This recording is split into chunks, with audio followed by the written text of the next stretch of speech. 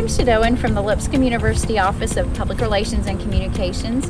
And today I'm here with Kathy Hargis, who is Associate Vice President of Risk Management. And we're going to talk a little bit about the work that she has done in her area to help us prepare for this semester.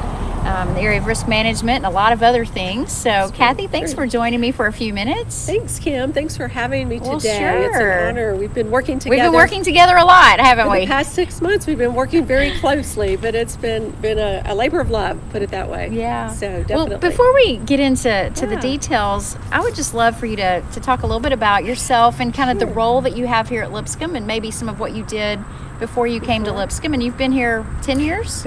I've been here going on 16 years. 16 like, years. Wow, Okay. Time has gone by. Time has gone by fast. Tell us a little bit about yourself. No, I work here in the risk management area. I came with really no higher ed experience, so I did not know exactly what I was in for, but it has been a great journey. No 2 years are alike. No 2 days are alike, really. That's the fun part of the job, I think, is that there are so many different variables, I think, to the job. I worked really in the banking industry in risk management there, so before coming here, and then also worked at Caterpillar in their area of risk management as well. So kind of had several different areas, nothing again in higher ed, so it's definitely been a fun journey. And as you said, it's never a dull moment. So, our office does a little bit of looking at the risk that are on a university campus. And so from going from our 18 all the way up to whatever our age of our doctoral students, there's a lot of risk to look at and to manage, and trying to keep everyone safe is really our first and foremost goal. So all of the COVID planning fits right into that scenario. Yes, it does, doesn't it? It does. So obviously this is a very unusual season for us, and I know that we've had pandemic plans in place before, but this is the first time we've actually put it into action. And you and your team have been very hard at work since February. I mean, this all started a while back when we were starting to look at moving our study abroad students back home and dealing with all of that. So just tell me a little bit about, you told us what you do in risk management, but in this particular situation, what have been some of the things you've been looking at from that very beginning in February when we were figuring out this was going to be something kind of big? Sure. I can remember back in January sending the president an email kind of looking at trends of what was happening mostly in Asia, European countries, just kind of putting that on his radar with some things that we might be wanting to consider and think about. At that time, we had no idea that maybe we would be in this particular situation, but our office really started looking at, as you said, the study abroad was really our first thing that we had, what I would call in the little bit of a crisis, kind of emergency preparedness moment when we were trying to get all of our students home.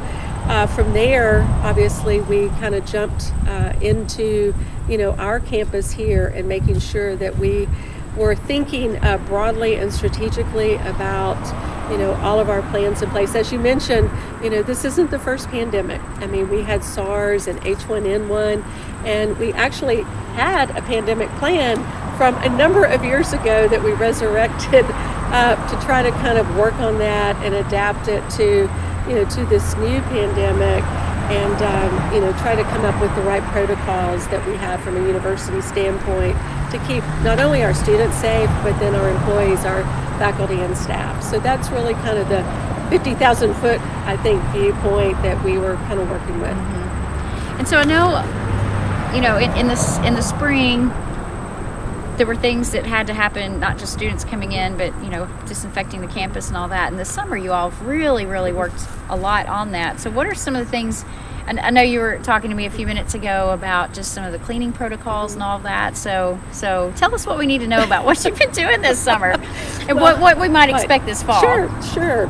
Well, first of all, I want to just say that, that just a big group of people have been working really hard. And I think that's important for, for our students to hear, for our employees to hear, because I know some of them have reached out about, about safety on campus. Sure.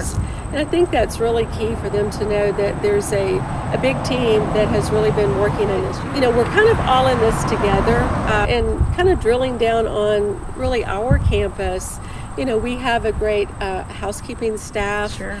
But there's only so many of them. And with that, they cannot be at every place, all over campus all the time. So, what we're really doing is wanting all of our employees as well as our students to really pitch in. Again, the safer we can make our campus, the safer that it can be for all of us. In fact, we got a slogan: "Be smart, do Be your smart, part. do your All part." Bisons care." That's right, and that that really, there is a lot of truth to that. To where if we all pitch in, if we all wear our mask, if we all wash our hands, if we all kind of in our office areas, in our space, wipe down, take some wipes. You're going to be furnished.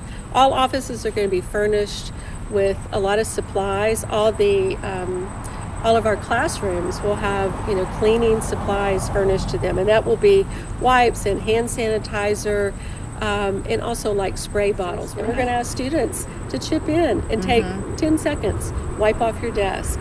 I think, again, if we can all be a part of that, our outcome is going to be so much better and safer for everybody. We have you'll see some machines around. Yeah. We have a Clorox 360, which will come in and do a lot of the really high level, like disinfectant. And then you'll also see what I call the Ghostbusters kind of moment. For those, you students probably don't remember Ghostbusters possibly, but your parents do. Your parents do. And you'll have a backpack with the spray, and you've seen, commercials on TV with the airlines and a lot of other Now, where's that used?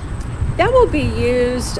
We're trying to do that in all of our kind of public spaces. That would be like your student center, your library, a lot of our spaces like that, the CAF, different areas on campus that get a really high traffic area. Those will be used, a couple times weekly to go in and really hit those areas. So if there are any, of the virus kind of remaining on those touch points, we can do our part to kind of eliminate that and disinfect those areas frequently. I know one thing too that you've worked really hard on is all the signage that everybody, is seeing on campus. Yes. And so tell us a little bit about that.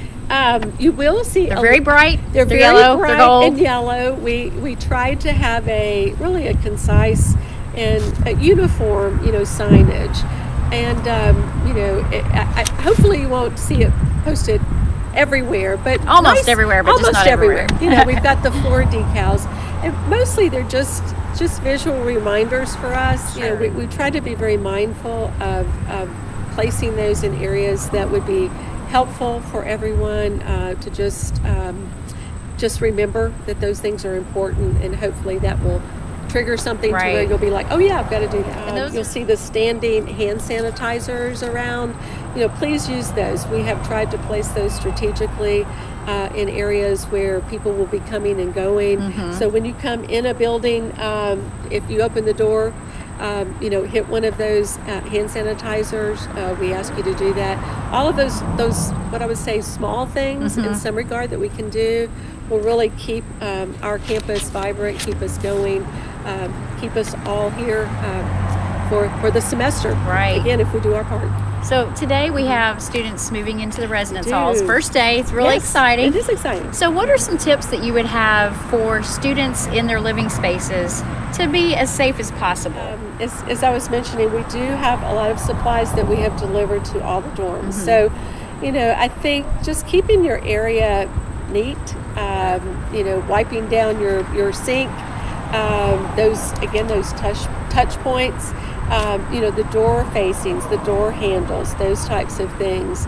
If students will just take, a couple of minutes a day to do that, that would really help us in our effort. And in the showers, we will be having some, the spray disinfectant. If you can just do those things, I think for students would be extremely helpful overall to our campus.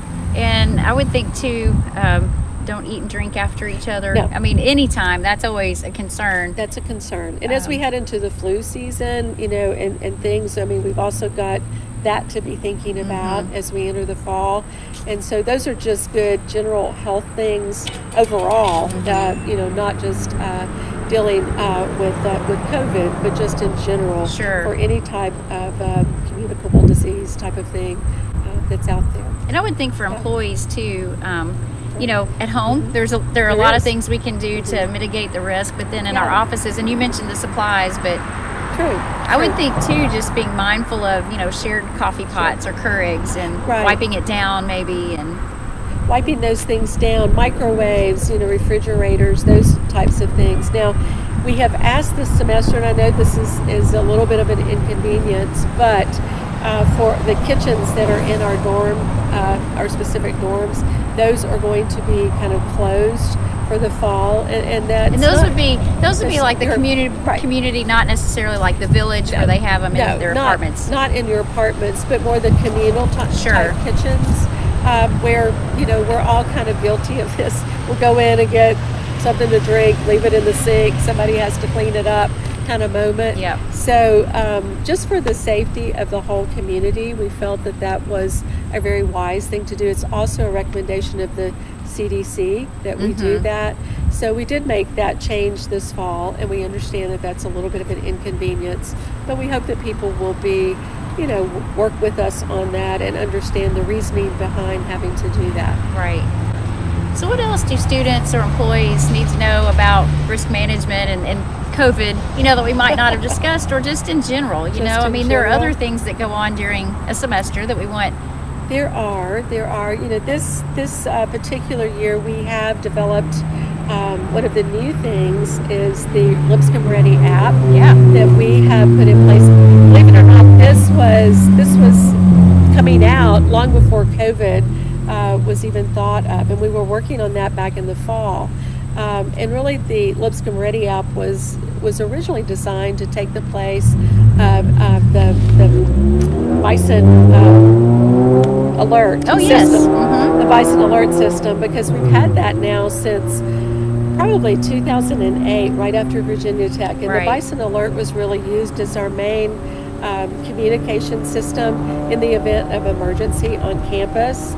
We don't like to think about those things, but we do want to be prepared if they should occur on campus. We've used it probably the most for for weather type of issues. For instance, if there is a tornado warning that comes into the Nashville area, our students will receive a text alert for that. But the Lipscomb Ready app is really replacing that, and it has some really great features that we're really excited about for the students. So we would ask that all of our students download that app. Not only does it have it has all of our emergency plans and it's protocols, and it's free. It's free. Go to your app store, Lipscomb Ready, download it. All you have to do is put your username and password in, and you're really all set. But in addition to some of the neat things, and I encourage students to just go in and play with it. You all are much more tech savvy than probably either of us are, actually. So you can't really mess it up. So just kind of go in and kind of see all the neat features that are there. There's some really neat things to be able to use on that app.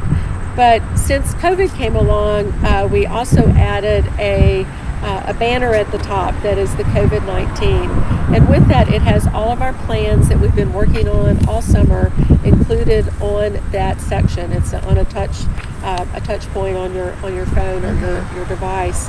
You can pull those up. And then also, if you become ill, if this would be for students or for employees, there's a report an illness form on there. You can go in and complete that really on your app.